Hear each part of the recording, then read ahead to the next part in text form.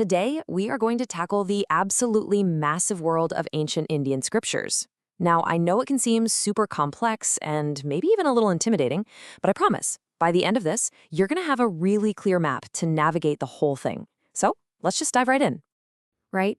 You've probably heard all these words, Vedas, Puranas, Vedangas, and it's easy to wonder, are these just different books? Is one more important? How do they all fit together? Well, that's the big question we're answering today. We're going to build a simple framework, think of it like a tree of knowledge, to see how every single piece connects. So, let's start at the very beginning, at the root of our tree. The word Veda literally comes from the Sanskrit root vid, which just means to know. So when you hear Vedas, you should just think knowledge. This is the foundational source code for the entire tradition. Everything else we talk about is going to grow from this one powerful idea. Now, if the Veda is the root, then the four Vedas are the main trunk of our tree of knowledge. These are considered Shruti, which means what is heard. The idea here is that this knowledge wasn't written by a person, it was divinely revealed or heard by ancient sages. So this is the absolute core, the foundation of everything. And this foundational trunk isn't just one book. It's made up of four primary collections, four main Vedas. Each one has its own vibe and its own purpose, but they all share that same core, divinely revealed knowledge. Okay, so what are they? First, you've got the Rig Veda. It's the oldest one, full of beautiful hymns praising the gods. Then comes the Samaveda, which is basically the songbook. It takes the hymns from the Rig Veda and sets them to melodies. The Yajurveda is like the instruction manual, filled with the specific prose and formulas you need for rituals. And finally, the Author Veda is a little different. It's more about everyday life, spells, charms, healing, you name it. All right, so you've got these ancient, incredibly profound, and, let's be honest, sometimes really cryptic texts. How on earth are you supposed to study them?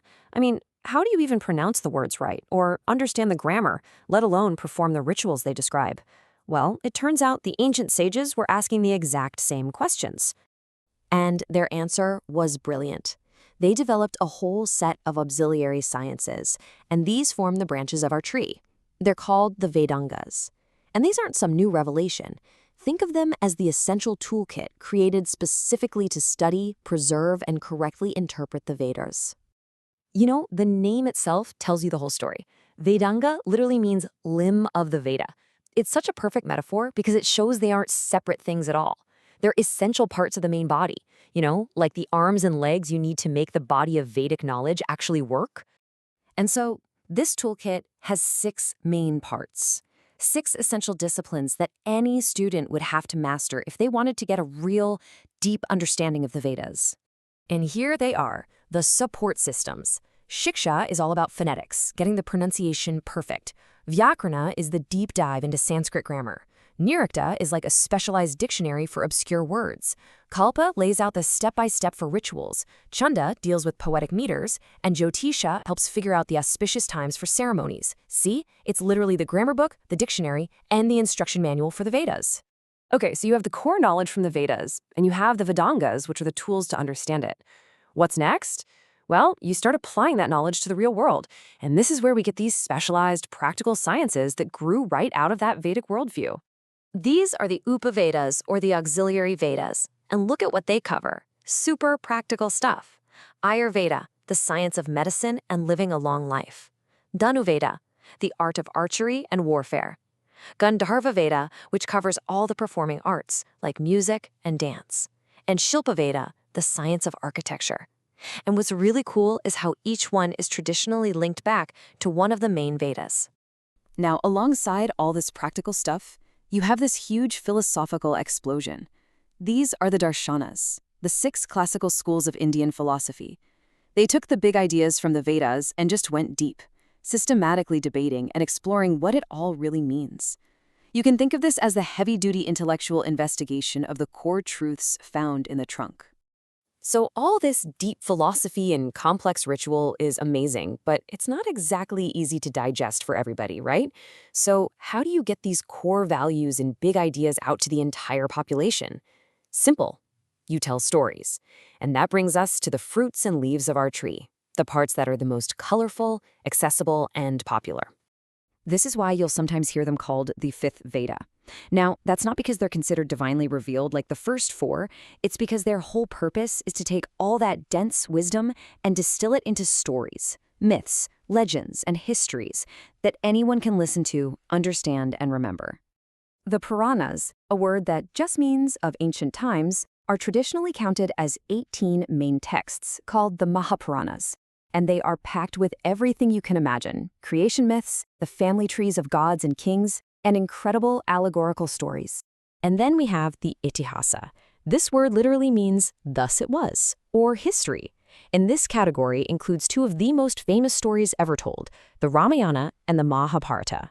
I mean, these epics are the cultural bedrock, weaving profound philosophy and tough ethical questions into these absolutely unforgettable tales. Whew. Okay, we have covered a lot of ground. So now, let's zoom out and look at the one single organizing principle that puts all of these texts into two simple boxes. It's the difference between Shruti and Smriti. If you get this, you've got the master key to understanding the entire structure. It's actually super straightforward. Shruti means what is heard. It's considered authorless, eternal, divine truth. The only thing in this category?